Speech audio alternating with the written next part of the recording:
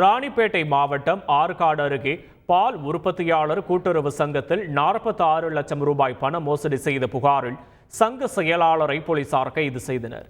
ஆற்காடு அடுத்த தாமரைப்பாக்கம் கிராமத்தில் பால் உற்பத்தியாளர்களுக்கான கூட்டுறவு சங்கம் ஒன்று செயல்பட்டு வருகிறது. அங்கு கடந்த 2019 முதல் 2021 ஆண்டு வரையிலான நிதியாண்டில் சங்க தலைவர் கிருஷ்ணன், செயலாளர் செல்வராசு மற்றும் சிலரின் உதவியோடு பண மோசடி நடைபெற்றதாக குற்றச்சாட்டு எழுந்தது. இது தொடர்பாக பால்வளத்துறை அதிகாரிகள் தணிக்கை செய்து போலீசில் புகாரும் அளித்திருந்தனர். இந்நிலையில் புகார் குறித்தான விசாரணையில் சுமார் 46.32 லட்சம் ரூபாய் பணம் போலி கணக்குகள் மூலம் மோசடி செய்யப்பட்டது அம்பலமானது.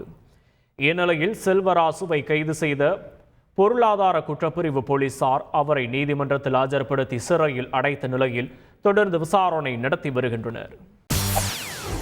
செய்திகளை உடனுக்குடன் தெரிந்து கொள்ள உடனே சப்ஸ்கிரைப் பண்ணுங்க.